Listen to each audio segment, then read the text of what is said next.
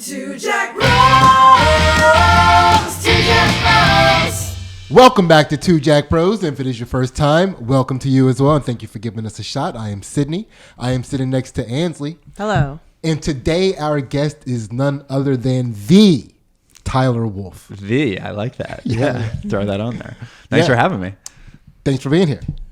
Of course. Thanks for being here. And before we get into it, first of all, I like to say, check out our Patreon. By the way, our Patreon is the same episode as this, except we enlighten our guest shadow self, which you'll find out about more later. And also check out Tyler's comedy shows. He has Next in Line comedy. He has Don't Tell comedy. And you have a podcast forthcoming. Yeah, I have two podcasts forthcoming. One is called Why Do We Like This, where we look at different things in pop culture. We've been focusing a lot on music videos. And just try to analyze it because they're all so stupid. Shaking. Yeah. And then the other is family therapy. So me and my brother Jamie are trying to, dig into just ourselves and other people's lives and how that influenced who they became today. Okay. Nice. His brother, another very funny comedian, so I expect these shows are going to be hilarious. Why Do We Like This? Please have me on when you do the episode about black people.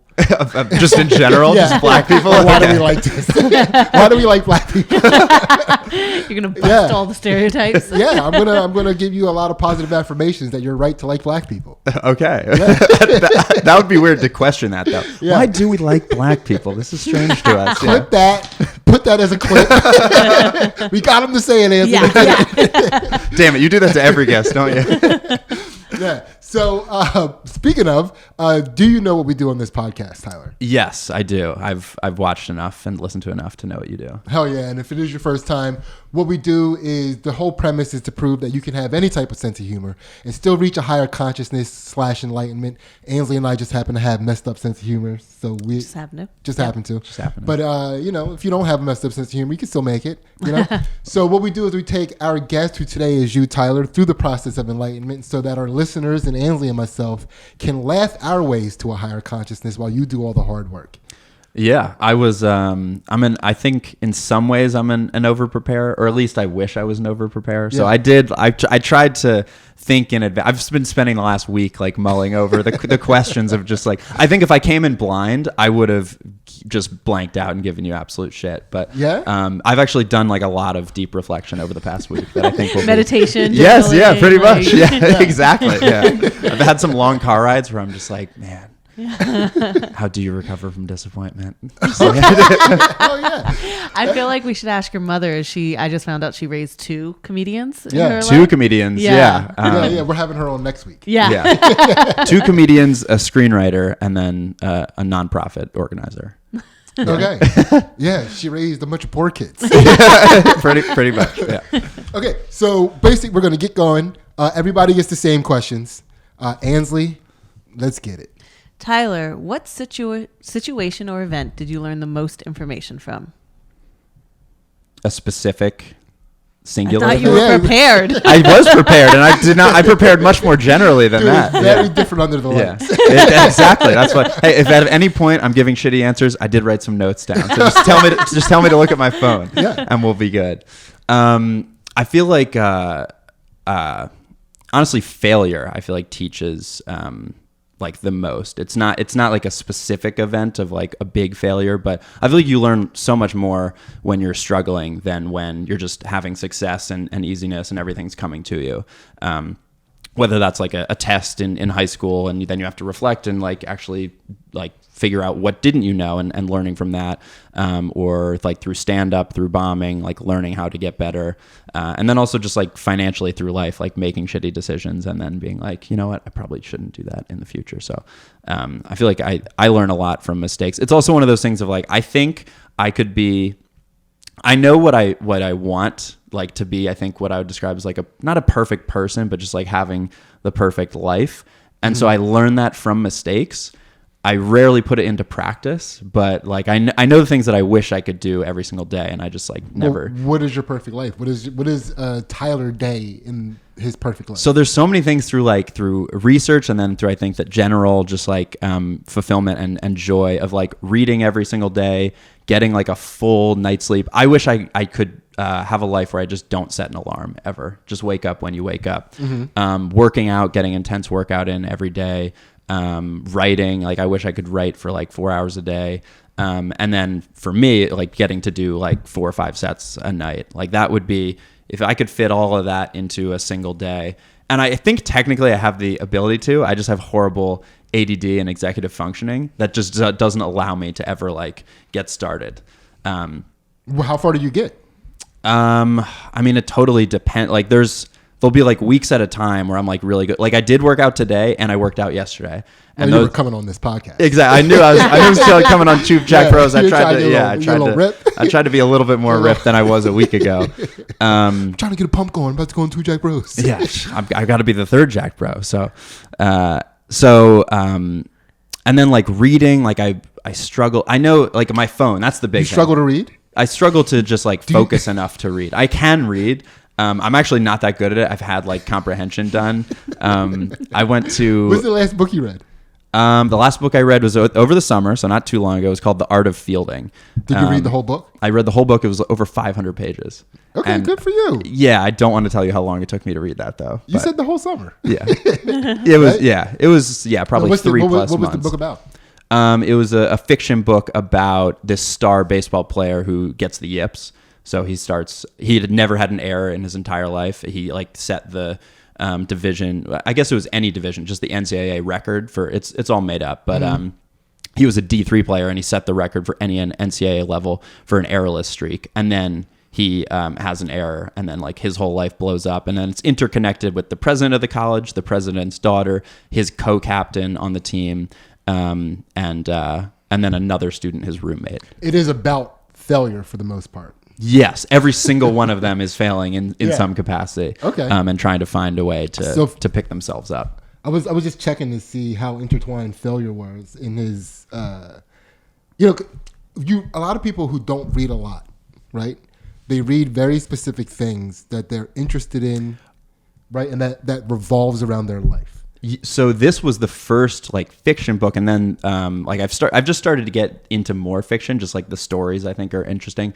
I used to almost exclusively read nonfiction psychology studies, and just like it was fascinating to me. I thought like those were so interesting. That's why I'm like I know what it takes to have a good life. I know that I should work out every day. I know that I should get a good night's sleep. I know that I should be more creative. Yeah. Prepared for it. I know it. I literally have a note in my phone that's like. It's called like Ideal Day or something like that. And it like breaks it down into 24 hours.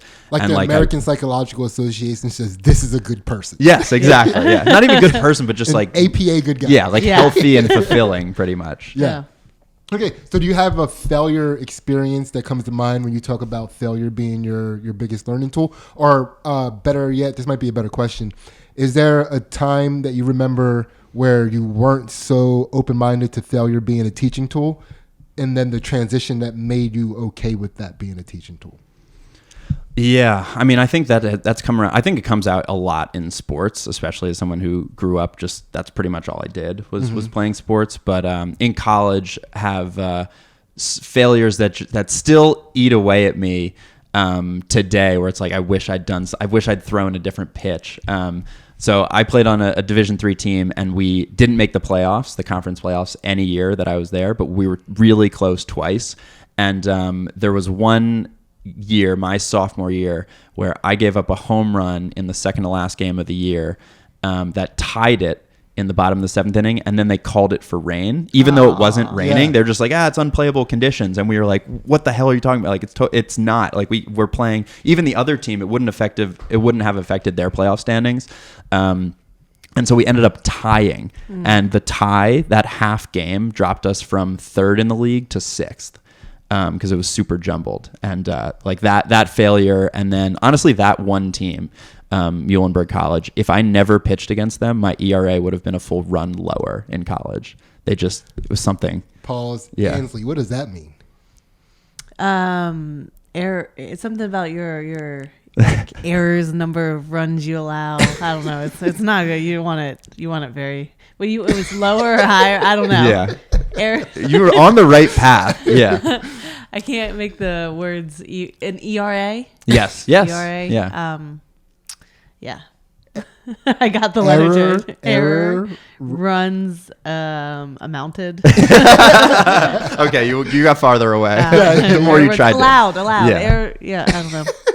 Damn it. I Okay, don't know. so Yeah. just explain to Ansley what an ERA is. Yeah, earned runs allowed. So Yeah. if you average out a baseball game, which is 9 innings, how many runs do you average giving up? Yeah. Um, And not to waste too much time on this this segment, but I've never really spoken to someone that has had a home run hit on them, yeah. and especially in a critical moment. You know, I don't think I've ever had that conversation with the person. Yeah, no. I've never been on the other side of a home run. Yeah. Right? Nobody ever interviews the guy that had the That home had run to hit give on it him, up. Yeah. Right? So this is I want to know so much, but I don't want to I don't want to stay on here. But like, what the fuck? Yeah. What So does that feel so like? in college, I was a pretty good. I was above average Mm-hmm. player, and like I'm still in the top 10 of some of the records for the school. But I gave up 4 home runs in my entire college career, all of them to the same team. Damn. And it was the school that I had applied to early decision when I was applying and didn't get into.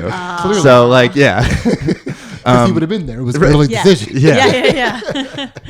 And so it was like the worst combination of things. It was the school that I like had wanted to go to. They were always like just a tick better than us. Like they made the playoffs probably 3 years, and we were always we played them very even. And yeah, I mean it's kind of like bombing in a way, because when you're a pitcher, you're on an island. And I have a very like vivid memory of this. It was a 1-2 count.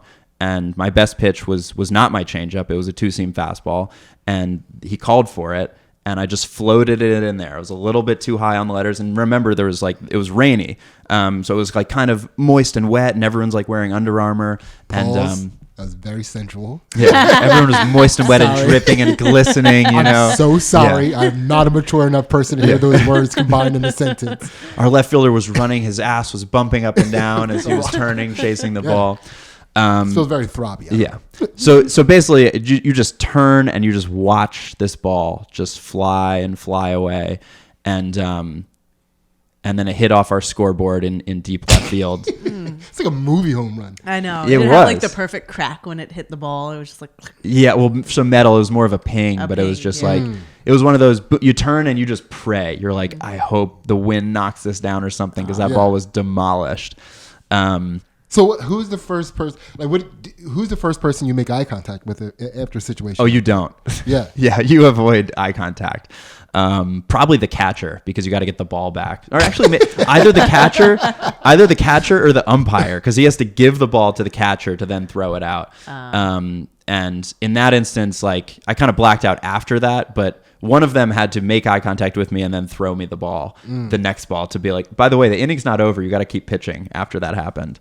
And again, it was a tie, so we still had a chance. The next inning, or the bottom of the inning, our guy hit a leadoff double. So then we got a great opportunity to just walk it off and go home, and we stranded him on second. And then so you're like, oh fuck, now it was all me. Yeah. If I didn't give up that home, if I didn't walk the guy before that and give up the home run, I got the first 2 outs of the inning.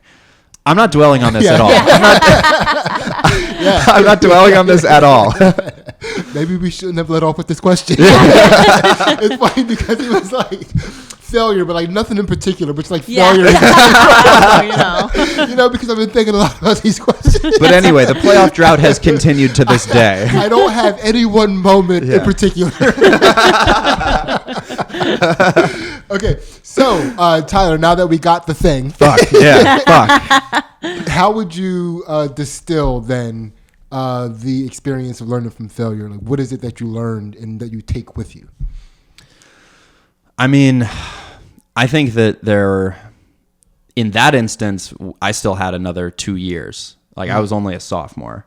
And I think I'm someone who like gets in my own thoughts a lot. So Yeah. I went home because we fucking, we filmed the games. Yeah. And so I had access to watch it over and over and You over did? again. Yes, that's part of the reason I know like the exact pitch Yeah. sequence that happened, because not only did I live it in the moment, but then I relived it about 8 more times and just almost rewatched it just to hope that something different would happen. Like maybe I don't throw that changeup this time around. man. Maybe I throw the 2-seam. Maybe I throw a slider. But I think it's that in most instances, like with stand-up and also with athletics, until one moment, there's always something else to work for. So like there's always the next game, there's always the next season. And so just knowing that like just because one thing didn't go your way, there's still going to be an opportunity. Like there's never one set that's going to make or break your career. There's never one game or pitch that defines who you are in totality. So it's easier said than done, clearly, because this is 8 years later, and I'm still talking about it, and still like I feel it a little bit in my stomach. But it is something when you do actually sit and rationally think it through. It's like, okay, I did have 2 more years. I played well in those. I feel like I left it on the field in a lot of aspects moving forward. And once my career as an athlete ended, it sort of, once I started stand up, it like shifted to that. And so I have like a sort of coaches and like athletes mindset towards it as someone who's coached a lot of sports and obviously played a lot of like, it's so much easier telling someone else than it is to live it yourself. But when the teams that I coach, when we lose, it's like, guys, this is not the end of the world. I know you feel like it because I've been there myself, but it's one of those things where it's so much easier to tell it to someone else. But by telling it, it also helps you think it through of like, oh, that was a shitty set. I feel like I bombed on the show that you had me on at Helium, and I was like, fuck, this is like my first show at Helium, and I was like pissed about it. And then you listen back and it's never quite as bad as you think it was. But then I'm also like, that's not going to define who I am as a comedian and professionally. I'm like deep in David Goggins right now because our 10-year-old son is like enjoying it. And like the way like he's framing everything that it like calluses your mind too. So the next obstacle that you're up against, you know, it gives you things to fall back on and be like, I survived this, or I've been through this, and like, you know, and I'm still standing and I can move. And like the next failure won't sting as much because you have that callus, that sort of repetition of saying something over and over in your head kind of makes it more true when you have the experience. Yeah, you know what I mean? Like that's so that, and again, all great stuff. Thank you for sharing the experience of getting a home run knocked on you. Well, I could tell you all 4. I remember them all. So, but now what we're going to do, Tyler, is we're going to open up your chakras from the ground up. The first chakra is the root chakra located in your butthole. Are you okay with that? I am okay with it. Hell yeah. Ansley? All right. Let's do this. Tyler, how did you learn to overcome fear? Overcome fear. I feel like it's actually kind of similar to the first question. I feel like there's a couple parts. One is not being super religious has helped me in some ways be like less fearful because I don't think there's some larger judgment that's happening on me and my actions. I think that's freeing in a number of ways. That like I believe it's also kind of dark, but I believe like this is it. Like this is all there is. So you can like let fear paralyze you, but once you kind of sit back and have that reflection, it kind of opens you up of like, I still have the rest of my life to you know, continue and to focus on. I also feel like kind of mistakes can help you kind of learn and bounce back and kind of move forward in that way of just like thinking beyond this one moment and moving forward with it. Okay. Can you remember a time in your life when you were the most scared and like not necessarily like just like any type of like super heightened fear spike in your life? Yeah. I feel like it's been mostly through the Phillies Funniest tournament, but I always feel like I have a pit like every time I'm performing at Helium. And it's so like, in the grand scheme of things, like it's so small. There's also been like fears where like, again, I was a huge procrastinator. I was not a big like studier and like doing the work in preparation of an event. So there were times where I was going in what felt like blind, and you just like, you have the sweats and you just like feel it in your stomach and you're like, I'm gonna fail this. Like this is gonna go horribly. And then it never, I mean, yes, I failed some tests, but it never is as big a deal as your brain is making it out to be in that moment. Whether it's a stand-up set, whether it's a test, whether it's a home run getting knocked off you. Tyler, was there a portion of your life where you were a little bit of a fuck up? I mean, I was never like a stay out super late and like just kind of I was never like a going off the rails, but I never like did my homework. I never studied. I was just sort of like I was just like fucking on my computer. Like I hate like the internet so much. Yeah. And social media. And I would stay up until like 2 a.m. every single school night, pretty much. So and you were just a dude. I was just a dude, yeah, but it felt like a fuck up because I went to this like really kind of elite private school where, as a B student, I was like the shitty one, and everyone else is like trying to get into like Ivy Leagues, and so it felt to me like, oh, I'm doing something wrong if everyone else is doing this other thing. Man, you were like a background actor. For these other people exactly, yeah. I would have one line in the sitcom episode of like, oh, I didn't get a 92, like, and that was it, and then they just move on. Whose life were you in? Yeah, someone else's, I'll tell you that. Yeah, that's pretty wild. So okay. Never a huge fuck up though. I've been pretty like, not even like straight and narrow, but just like I feel like I'm not a huge personality, and I feel like it's easy to sort of skate by. You're like in that flying sense. under the radar. Yeah, like my whole life. You're it's like felt not. that. You're like a slacker, but because you're a slacker, you're like, well, I'm not going to make too many waves. Yeah. That's and that was like kind of the things that the teachers would even say is they'd be like, you know, he's fun to have in class. He brings a good sense of humor. He knows the answers. He just needs to study more and like focus, basically. And that was just something it didn't feel like capable of doing. He's not dumb. He's just an idiot. Yeah, exactly. He's not dumb. He's just putting in no effort whatsoever. Yeah. Okay, so now your fear. You said your biggest fear spike that you can remember was what again? I mean, probably not the biggest fear spike, but like a big performance, or like going into an exam or test that you were vastly unprepared for. Okay. That's like what I like in my like I can still like replicate that feeling, which I feel like that's the most fear I've felt in that sense. Okay, and then you learn to overcome fear, and then what was that again? Just by realizing it never brings you down. Like you're never like done for in life or in whether it was school or stand up. Like there's always something to look forward to. Like baseball baseball when you give up home runs and your team misses the playoffs, and now here we are 8 years later and the playoffs drought streak is still continuing. But yeah, no one's really. You started the curse? I didn't start the curse. I'm pretty sure the team has never made the conference playoffs, but that was our best year. We had 2 all region pitchers, both had ERAs, which is. He started a curse. Yeah. He started a curse. Okay. So, Fear Chakra Unlocked. Thank you for sharing. Ace, keep it moving. Okay. We are to the pelvis chakra. Tyler, this segment we like to call My Bad. It's an opportunity for you to apologize to a person, place, or thing in order to set your karma back to neutral. We just got done doing Tyler's Patreon episode, and boy, was it a good time.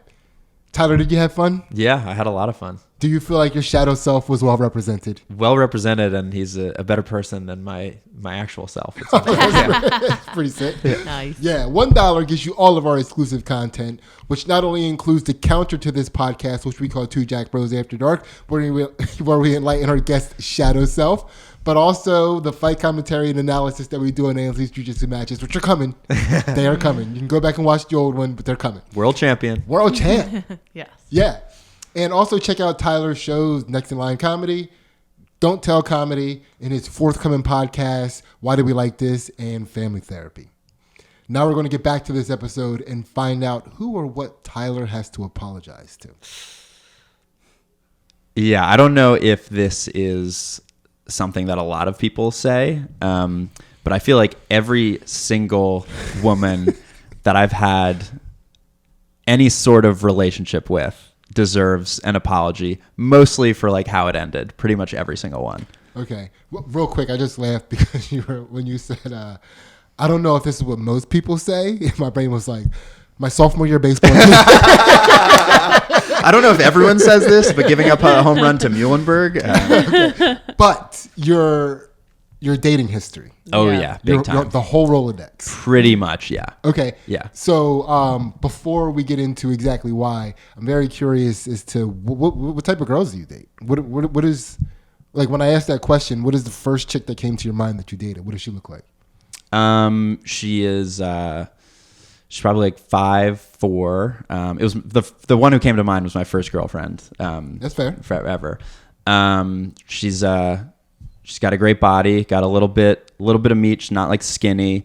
I'm a boob guy, but most everyone also has an ass also. So kind of got it all, you know. Yeah. Got the works. That is the most clinical, non-clinical way I've ever heard that described.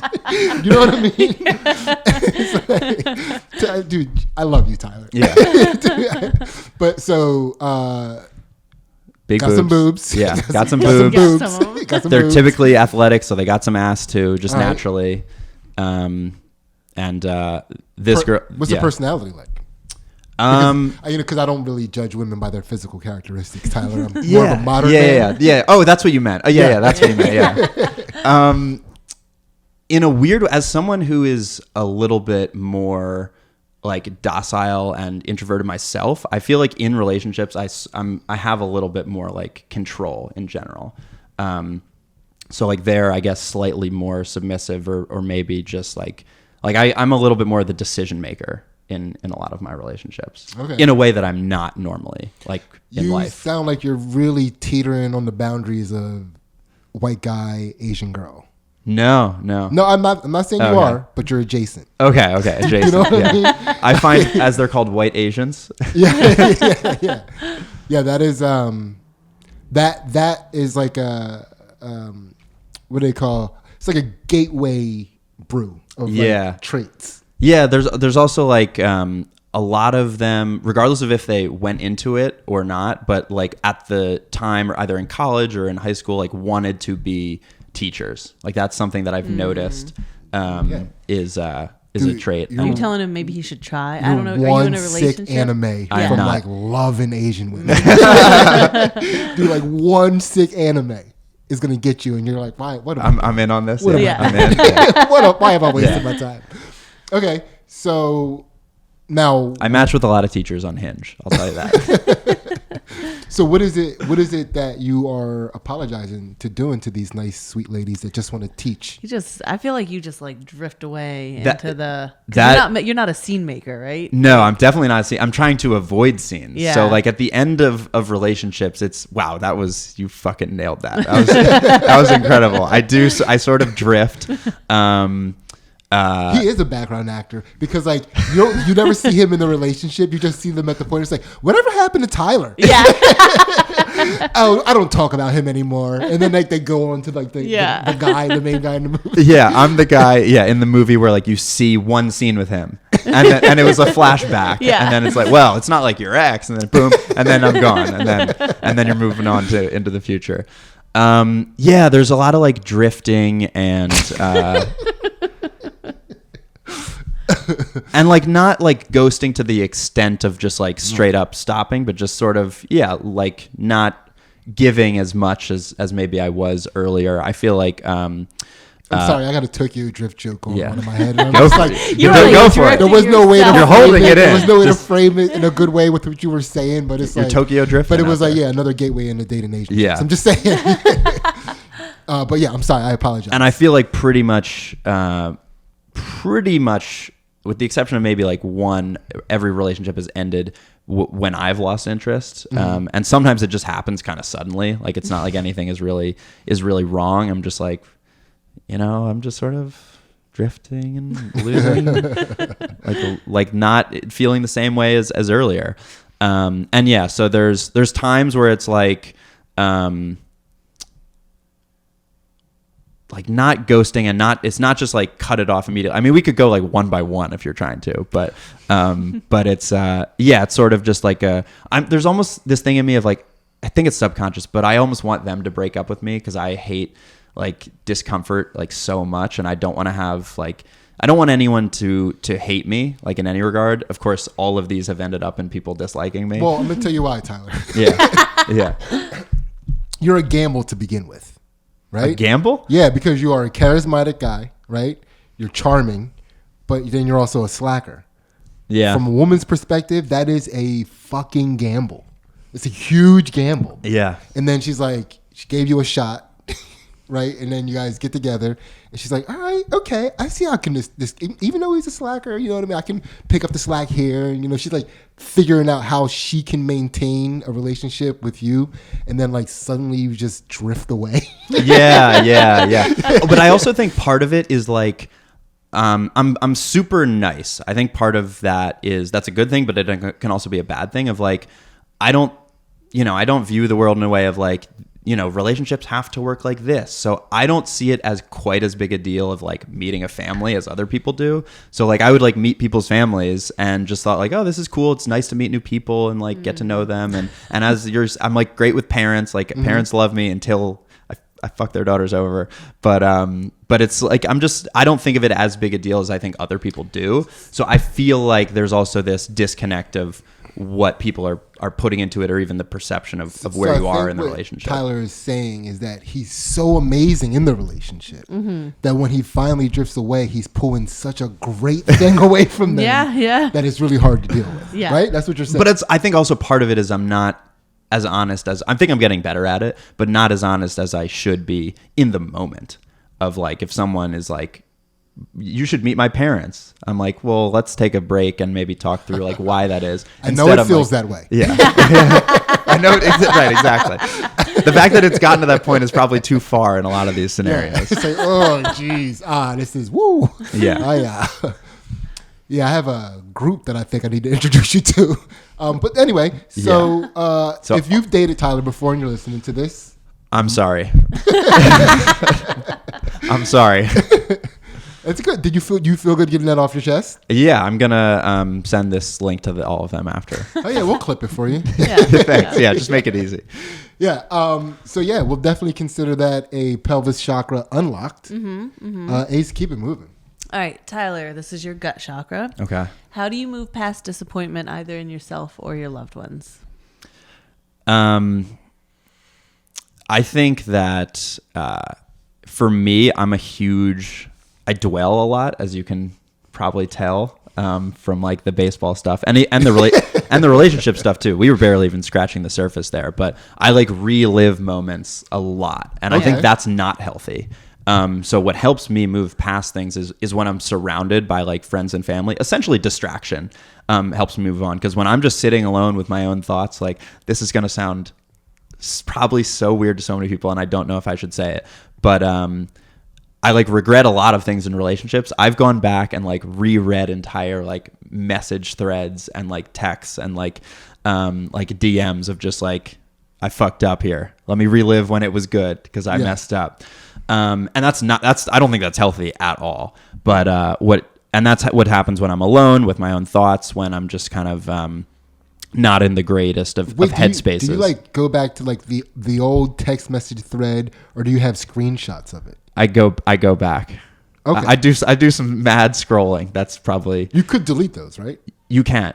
There have been a number of times where I've reset my texts with exes and just delete those on my phone. But Facebook, I don't know if you can do that.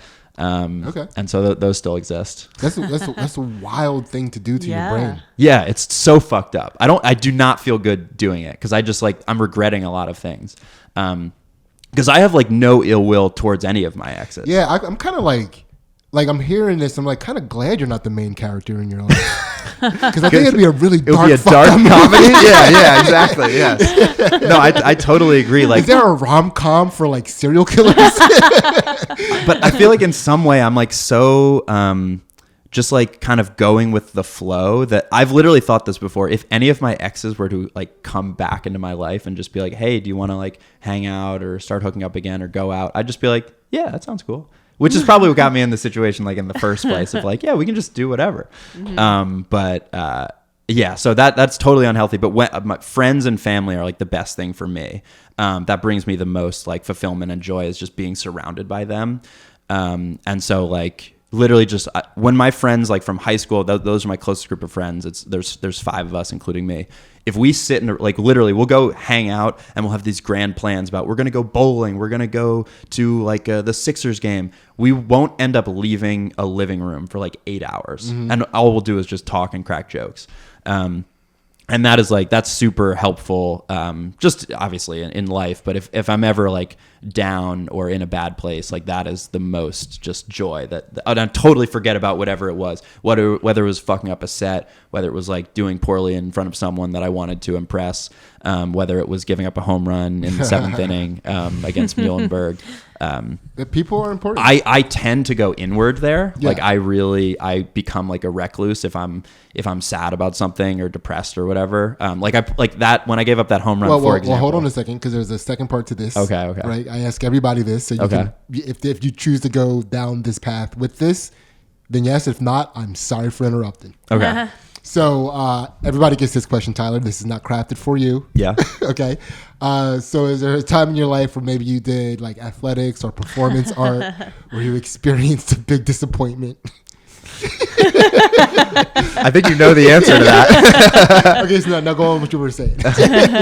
But yeah, I think like they're just sort of the people that I feel like understand me at my deepest and core, and they're also willing to have those deep, intense conversations, which I think is also very useful. But they also know that like if we're just hanging out and literally just talking for hours and hours, that that's gonna do wonders. Yeah, It's good. Reaching out and just being with people. People, it's people forget how important people are. Yeah, Right. that's in a lot of psychology books. Yeah. Yeah, surround yourself with people. It You got elevates Good your like people. serotonin Yeah. and Yeah. dopamine. I mean, you can see the way people talk to each other on Facebook, like with this like really finite way of like the way they insult each other's intelligence and shit. And it's like, dude, they're gonna be lonely one day. You might need these people. Yeah. Just to Yeah. not be lonely. The most depressed I've ever been is living alone. Like college was great for me as someone who like goes through like spirals inwardly because you're just always surrounded by people. And I played a sport, so you like have a group that you live with, that you do everything with. Even if you don't want to look them in the eye. I mean, sometimes I would just be there and would be avoiding eye contact. But also let's acknowledge that the team lost 8 games in conference that year. So it wasn't just me that fucked up. It's fair. It's totally fair. Yeah. It's totally fair. That's to all my former teammates Yeah, it's that, totally fair. that all forgot that this even happened. Yeah. They didn't forget. This, by the way, that's a gut chakra unlocked. Thank you for sharing. But trust me, they didn't forget. So I stopped running track and I was doing intramurals, crushing intramurals, and we had this basketball team that made it to the championship game. We had this final play, tied game. It was like the movie situation. And the play was supposed to come to me to shoot a 3. I'm automatic. Would have went in, right? The first person we passed it to, who was like our decoy, Just decides to chuck it up. he doesn't even turn and look at the basket first. He jumps while he's facing the other way, turns and shoots it, hits the top of the backboard. Dude, it was horrific. How much time was on the clock? It was like 5 seconds left in the game. Oh God, that's horrendous. That's bad. Yeah. Oh, that's horrible. Yeah, I think about that like 3 times a day. Yeah. No, I think about like it pops in my mind once in a while. Yeah. So, and that was intramural. So, Right. your team hates. I have a similar situation in intramural. My first year of college, I went to Temple actually. Yeah. And we had a pretty good intramural team, and there was kind of the same thing. There was a play designed for me to get it coming off a screen, and someone just was like, they got nervous, and they're just like, fuck it, and they just like launched the ball, like fucking clanked it. It wasn't even close. Yeah. And you think about that still, right? Right? Isn't that crazy? Yeah. That was an Yeah. intramural game a decade ago, and I can still picture it in my mind. Your baseball team still thinks about that home run. You think? Yeah. That home, the one that I gave up specifically. For sure. Yeah. For sure. But We lobbied to the commissioner because it was a tie, and there wasn't even supposed to be ties. It's fucking baseball. he hit it too hard. Yeah. He hit our scoreboard, first of all. That should be considered property damage. Vandalism. Not the home run. But it was a tie, and we're like, it wasn't even raining. It doesn't affect them in the playoffs. Yeah. Like it's 2 innings. That's all we have left. And he was like, sorry. Who called the umps- game? The Like umps. the umps? Yeah. did? Okay. Yeah. So, again, gut chakra unlocked. Yeah. Ace, keep it moving. All right. Tyler with the heart chakra now. Okay. Is What- this what you prepared, by the way? Is this how you thought it No, was going I to did go? not expect any of this to happen. So Ace, keep it moving. All right, Tyler, what have you learned from grief? So I'm someone that personally has not experienced a ton of grief. I'm literally just thinking of like loved ones dying. Gotcha. I mean, Not dreams, personal, Sydney. yeah, Not dreams. yeah. Plenty of dreams have died, and I don't even think about them that much, so it's fine. But no, I'm thinking like individual people. My dad's mom, my grandma passed away. I was probably like 4th grade. Which is like pretty young to fully even comprehend. She also lived down south, so we'd see her like a couple times a year. She was like a lovely person, but like we didn't even go to a funeral. It was like very small. It was just my dad and his 2 siblings. So I don't think it ever like fully like really hit us that she was gone. Did they just recast you for the funeral? I'm sorry. There was a funeral, but they're like, we need a bigger. Let's get Timothy Chalamet for this role. We need someone that can cry on command. Yeah. So like in terms of like personal people that I know, but there have been like that I'm super close to. But I went to a high school where the graduating class was 90, and by the time we graduated from college, 2 of our classmates had passed. Oh, wow. And so that at a really young age, one was like the end of freshman year of college. Like we came back to go to a funeral. Like that's Yeah. how that's how freshman year ended. And so I feel like in a way, kind of what I've learned is that, I mean, it's kind of the classic, like life is short, but that you never know when it'll be your last day. And so from grieving other people, it sort of made me kind of recognize and pursue the things that I want to pursue, because this is going to happen to everyone. And as someone who doesn't believe that anything is coming afterwards, you can grieve and kind of have that memory. And part of it is like in a kind of disgusting way. It's like your life is so small. Like I loved my grandma, and I don't know how often I even think about her. I'm sorry. Yeah. I'm sorry because you're like, your life is so small. My grandma didn't mean shit to me. Yeah. But No, she means so much to me. Yeah, but you know what I mean? Like, It was like how many people still think about her to this day? And that was, 20 years, not even 20 years ago. And so it's made me kind of like, it's like freeing in that way of like, kind of the impact that you're going to have is less than you would want it to be. So just do the things that you want to do and like be the person freeing. that you want to. Yeah. No, but in a way, like this is it. This is it, Sidney. Yeah. And so just like by grieving someone else, it's like, well, let me do the things that I want to do to live to the fullest. Like, I mean, like some people that have passed away, and or even maybe they didn't, and like there's regret there, and so to avoid that regret, just like pursue. I quit my job a couple months ago to like pursue just comedy. Yeah. And that's, if I was probably like more like careful of a person, I wouldn't have done something like that. But part of me is just like kind of like a fuck it, I'm gonna die, like let me at least try to get the enjoyment and like happiness that I have found in one avenue that I haven't found in other places. And so it's sort of like from grief, but also just like recognizing how short life is in a way. Okay. Huh. What is that view that you have of this being it? What is that branded in? Like, how do people, when people are talking about it, what do they call this? Like, cause would you be an atheist? Are you agnostic? Are you... I think atheists... Bummer at parties. Yeah. We're all gonna die, so who really fucking cares? But I think that's like a more pessimistic view of like, we're all gonna die, who cares? Mine is like, we're all gonna die, let's fucking live it up while we can. So hedonist. Yeah. Like not a nihilist, more like a hedonist. What's like, that's like someone who like overindulges or something? Not overindulges, Yeah. but I think, Life's the finer pleasures of life kind of take precedent. Yeah. Okay, maybe. I think I used to call myself an atheist, but the more I think about it, it's like you can't pretend to know for sure. That's what atheists believe. There is no God. Mm-hmm. And like I don't believe in a God, but like I recognize like I'm fucking one guy. I don't understand. I don't know. Yeah. And there are things that are like unexplainable. I don't know if it's like spiritual. I don't know if it's, I don't think God is what the way people make it out to be, of like that he like crafted the world in his image and took a rib from someone. But like I also, if I think that there's a 25% chance that we're living in a simulation right now. That's sort of God in a way. If someone created this as a simulation, which is something that I'm not sworn off to. And so, yeah, God's not real, but we are in a simulation, people. Yeah. So, but yeah, so I don't pretend to know. I guess agnostic would probably be it, because there's some times where I feel not even religious, but just sort of spiritual, or like, you know, there's something bigger than us, but I'm also like, I think that this is it. So like, there's no after, even if something is bigger than us. Did you grow up with a very, like, somebody who's fully into religion around you to?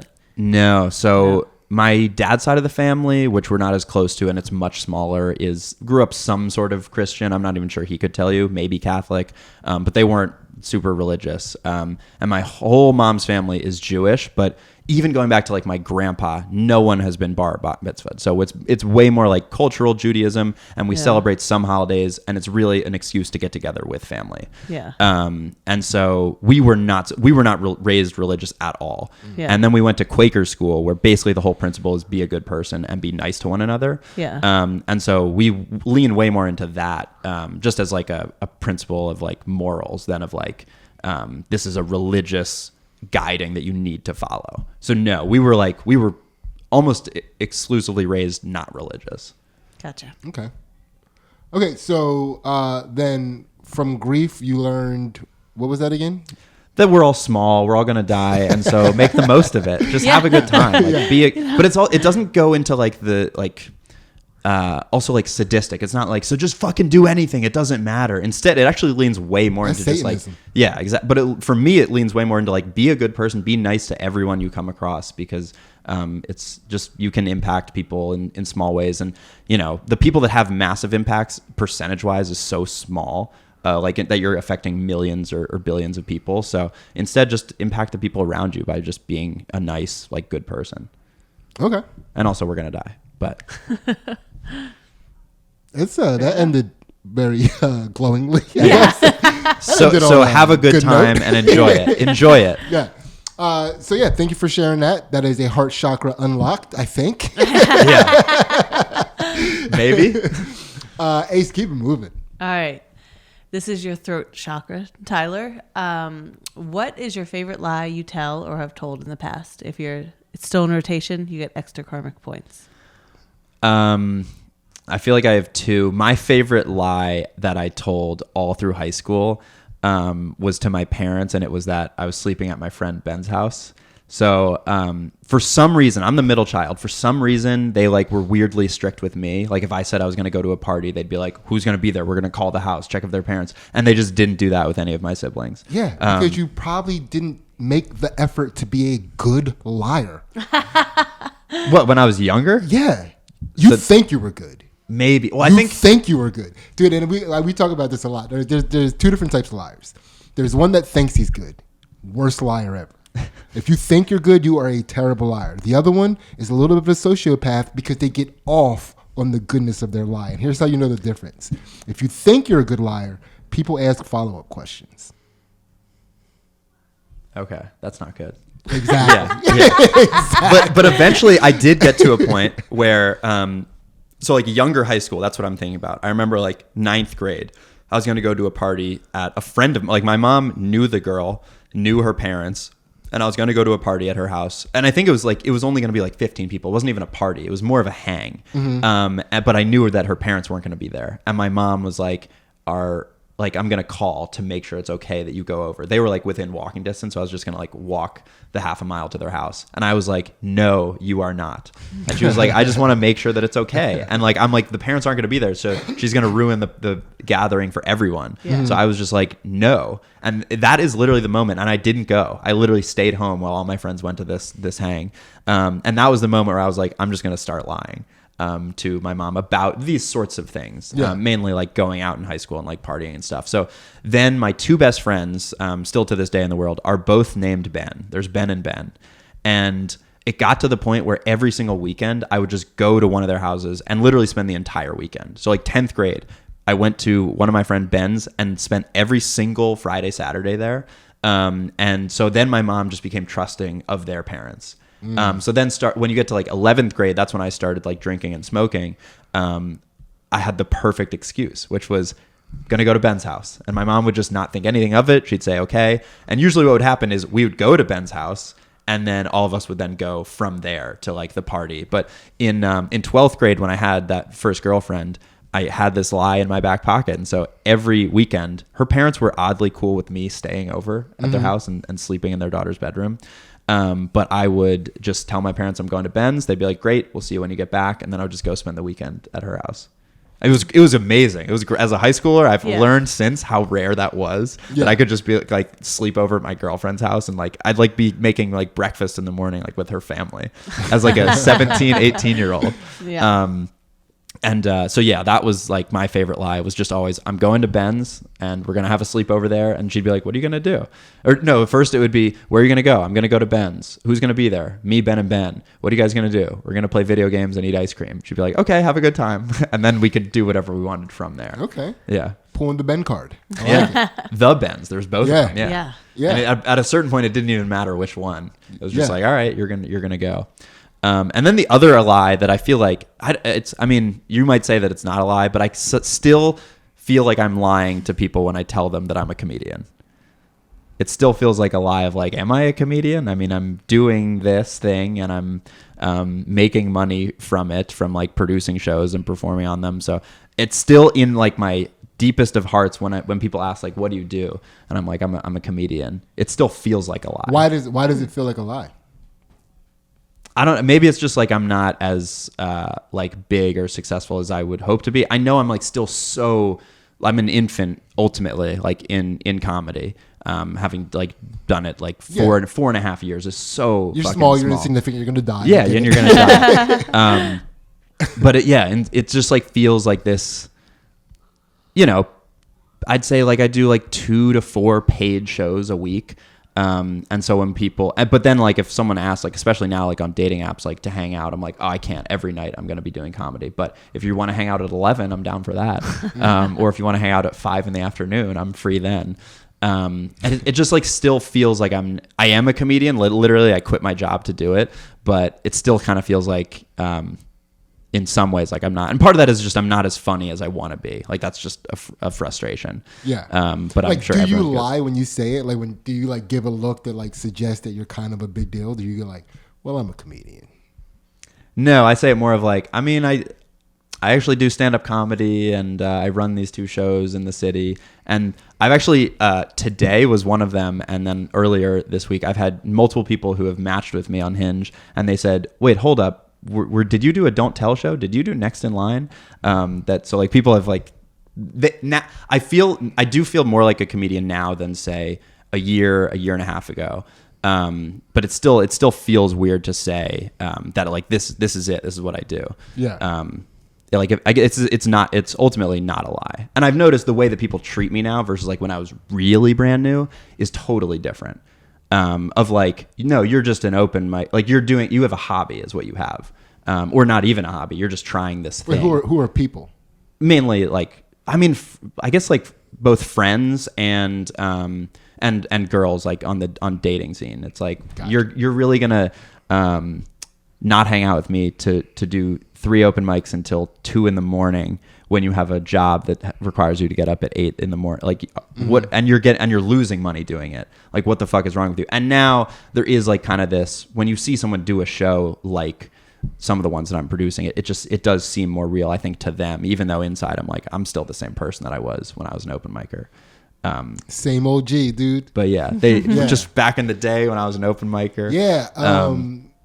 So it feels sometimes like it's a lie, even though now the way people react is like if they see me on shows or I meet someone after a show or they came to a show or they like recognize me from a show, that sort of like helps me realize like, oh, I guess I am more of a comedian than it feels like on the inside. Yeah, I bring this up on Stoner Dads a lot. Like I think it's funny that there is a cultural aspect for white people, especially if you're just a dude. Right? Nothing special, just yeah, a dude. right. If you're just a dude, if you don't have like sports or if you're not like a sick gamer like in life, like you're not allowed to like have high self-esteem. Yeah. Like other people have to kind of like co-sign it first for you to be like, for you to believe it. Yeah, I guess I am. Like it's like you're just another white dude. Yeah. Special. Yeah. That's just it's a really interesting phenomenon. Wow, that's And I think it leads to slackerdom, serial killers, school shootings. The future is bright. Yeah. I mean, Well, we're all gonna die anyways. Sydney, life is short. So yeah, but you know what I mean? It's like it's an interesting phenomenon that culturally isn't necessarily how you're led to have self-esteem in the black community. Although there are a lot of toxic aspects to black self-esteem that we're not going to get into. That's not really talking about that. We'll get into that when I do your podcast. Like, why do we like this? The title is just black people. It's like, wait, what? So, throat chakra unlocked. Yes. The first lie was Going to the Ben's. Ben card. The Ben card. And then the second lie was you're a comedian. Yeah. Anyway, come out to my shows. Yeah. So, throat chakra unlocked. Ace, keep it moving. All right, Tyler, we're out of the physical into the metaphysical. This is your third eye chakra. So what is something that you've always thought of as separate, but as you've gotten older, you've learned it's really the same? This was probably the question as I was preparing that I struggled the most with. And the thing that I came up with is the whole concept of like work-life balance, I think is kind of a sham, and that that's literally separating your life from something that you spend the majority of your time doing. Mm-hmm. And so you're led to believe that they are these two separate things, but really your work and your job, especially when you're following like a passion that you're actually excited about, it is your life. Mm-hmm. I spend 24/7 like thinking about comedy, whether it's finding a venue, whether it's booking comedians, whether it's negotiating with places, whether it is sending booking emails like on my own behalf, whether it's writing material, whether it's performing. And it's my job, but it is my life. And even like when I worked at various schools, either as a teacher, or I also worked at a college as an admissions counselor, like that is your life. That's a total sham when people are like, try to keep some balance in it. It's like, well, we're here 12 hours a day. So how is 12 hours of my day not my life? That doesn't make any sense. Yeah. Yeah. That's good math. That's good math. That is good math. Yeah. Can't argue with that. Yeah. That is that's the first time we had that answer. It is. Yeah. Yeah, it's a good answer. Yeah, I like it a lot. What do most people say? Oh, most people. Am I doing a good job, by the way? Can you validate me right now? Yeah, it would be hard to say what most people say for that. We had a lot of different answers. Is that one that has the most variation? Yeah, I mean, Yeah. It also, that's the one that catches people the most off guard. Yeah. People tend to, especially they can be flying through every other question, and they get to that one, and it's like, what the fuck is this? Yeah. Yeah. I mean, if you looked at the notes that I was kind of thinking through, and basically all I was just writing on drives of like something would come to me. And that's the one where it literally just says work life. That's the only thing that I could think of. And it was on the drive here tonight. So thank God. You thought you caught me slipping, but I was ready. I like it that you're like, you're bragging about like preparing for something that people usually answer on the spot. Yeah. That's part of like the self-esteem thing though. Is I was like, I don't want to do a really shitty job. I also want to give like real true answers, and I feel like without preparation that I would have just been like fear, I don't know, I'm like scared when your car rears in front of me, I saw an accident, like it would be Wait, did you see that? bullshit. I have seen that before. Yeah. Not even recent, but just But but I mean, we're also pretty good at kind of like getting people comfortable and relaxing. I feel great. You see what I mean? Yeah. Yeah, you would have been okay, Tyler. You would have been okay.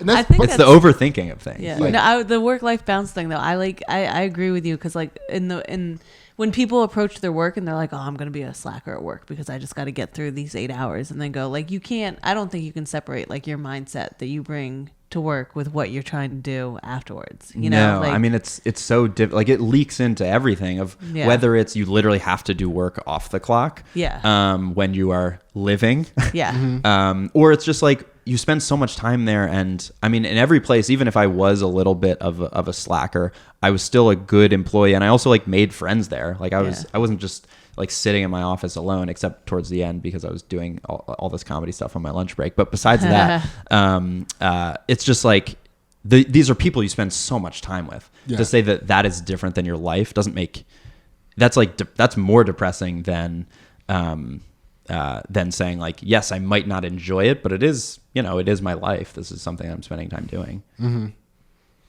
Man, I was like, you just gave me I'm a little upset that I didn't earlier make a joke about you quiet quitting relationships. Oh yeah. Yeah. That's a fair. Yeah. Mm-hmm. That's a very good comparison. Can't win them all. That is kind of what, yeah, that is win kind them of what it feels like though. Of just like, let me ease off the gas a little bit and just hands are off the wheel. Let's. Okay. Yeah. Well, third eye shot. Was that a Do you third eye? Irish goodbye at parties? Like you just like disappear? I can't. I'm normal. I don't want to like. I literally had it happen yesterday, where I was like trying to leave an open mic. Actually, it was a show. I was trying to leave a show, and there was a big group of like 10 people, and I don't know how to just be like, "All right, goodbye." So I literally just Just waved. like that. Yeah, I guess you could. Yeah. So I just waved to one person, and then they're like, "All right, I guess Tyler's leaving," and everyone's like, "Oh, bye." And I don't know. I don't know. How to like insert myself there. No, that was good. The other thing is when I get super fucked up, I will Irish goodbye every single time. Yeah. I will just disappear, and people will be like, "I hope he's alive." But yeah, when I'm in a bad, like when I've had way too much and I'm starting to get like the spins, I will just turn, and sometimes to get the experience over quicker, I will sprint home from wherever I am. I will run. I will run drunk. Literally can't even focus on the world. It's just like kind of back and forth and fluttering. And then I'm just so glad I got it over with quicker. Tyler is a localized drifter. in everything. That's what we're learning. All right, Ace, keep it moving. All right, we are to the crown chakra. Last question. So Tyler, what is one thing you can't give up and why? What is one thing you can't give up and why? And what would giving it up mean? I mean, I think I wouldn't even say comedy, like stand-up comedy. I would say kind of humor in general. That is like almost like a code that I've lived my life by, is either not just being funny, but just trying to infuse every part of my life with laughter. I feel like that's where that brings me the most, that gives me the most purpose. Even like when in school, like I would raise my hand to say the correct answer, but I would fuck it up intentionally to like get a laugh from other people. Or I'd do like sorts of things like, eventually my friend just started like challenging me. So like I'd be reading a passage or I'd raise my hand to answer a question, and then he'd say like, all right, your challenge is do a trail off. Just start talking and then just Drift off. and just trail off. And then just as you're talking and giving this really intense answer that actually has to do with the thing that you're talking about. And the teacher's only a couple feet away, but they actually can't hear. And then she'd be like, could you repeat that? And then I just do it again. And then she'd be like, all right, we're going to move on from that. But even things like that, in like third grade, I got in like a stocking, like one of those like electroshock things when you shake people's hands, and you had to shake the teacher's hand every day when you left. So sometimes I would just like slip that on just for like a joke, just at the end, just like get a little laugh and then leave. These are the two weirdest examples I could have given. But just in general, like, there was just one time I had a propeller hat that I would wear. It and had fucking rubber chicken. killed in second grade, but you should have seen everyone like, oh my God, he's flying. Dude, I would have broke your brain. I would have champed it. If I was your teacher and you would have hit me with that buzzer, I would have just been like, yeah, it helped that she was like a 65-year-old woman. Oh, yeah, And yeah. But she would sometimes try to grab me, and we were like right by a staircase, and I would like sprint and like jump. I thought I was like flying. It was probably like 4 steps. Yeah. Because I was like 8 years old, but I would like jump down and then like sprint to the bus, and she never got me. But yeah, I think like humor in general. So I came back the next day. Yeah, right. But she would always forget. Like she would, and I wouldn't do it every day, so I'd like mix it up enough that she'd never see it coming. By the way, this is third grade? This is third grade. Third grade. Yeah. This was lead character behavior. Back in third grade. It's like yeah. Alvin from Alvin and the Chipmunks. Yeah. This is lead character behavior. Damn. If only I could go back to third. I could have taken a completely different path if it started in third grade. But yeah, I think just humor in general is something that I could not live without. Like I was describing how I would stay up super late in high school. What I would do, I would literally be watching with my mom. I would stay up every night to watch Craig Ferguson, the Late Late Show on CBS, which starts at 12:30, ends at 1:30, and Letterman was before that, which was my mom's favorite show. And then we'd also bounce back between all of them, and that was like. Just like it brought me so much joy to like watch these people that for a living were just like telling jokes. And then so I would like bring that into the classroom and to school, whether it was like a lunch table or whether it was on the athletic field. I was not that like intense scream at my teammates kind of person. I was always gonna try to diffuse a really tense situation with a joke. And so that is, I think, something that I wish when I see people that like don't like humor or don't like laughing, I feel so bad for them and what their life is like. Yeah, those chicks suck. Yeah. And so those very particular types of chicks suck. It's that's just something that I could not do with it. I think every single day, I mean, it's easier like when you're a comedian, you're around comedy, but even before that, college, high school, as a kid, every single day I would have a huge belly laugh. And that was just something that really gave me the most purpose as someone who wasn't super focused or even really cared about school, and also as someone who's not religious. Like that was the thing. It was like, this is what you're supposed to do. You're supposed to make people happy by making them laugh. And so like trying to bring that to people. So what do you feel like your life would be like without that? I mean, I think you see those people that like they're so focused on like their job or like their career or like just making money in general, and it just looks so boring and honestly stressful. Like they just get caught in this cycle of like, you got to get to the next level, you got to make this sale, you got to sell that thing. And so it's, you don't have any stress in the pursuit of comedy? I have a lot of stress. Do you feel like there are other levels that you want to get to? Yes. Okay. So I'm that, yeah. But I'm like, I'm talking about the people that are so serious. Mm-hmm. Like you can't crack a joke, and they don't even understand. Like if you tried to rib them, they would just be like, "Fuck you!" Like, what are you talking about? You mean me personally? No, but okay. If anyone, yeah. Because I'd yeah. I can crack. You think you could? Yeah. This imaginary guy, the guy that you're creating right now. Yeah. For the purposes of illustrating your point. Right. I'd get him. You could get him. Yeah. And so, I mean, I think it would be such a purposeless life. I literally don't think I would want to live that. I would just, like, if I had the self like realization to understand that there was no like humor or laughter or comedy in my life, this is going to go dark, I would probably just kill myself.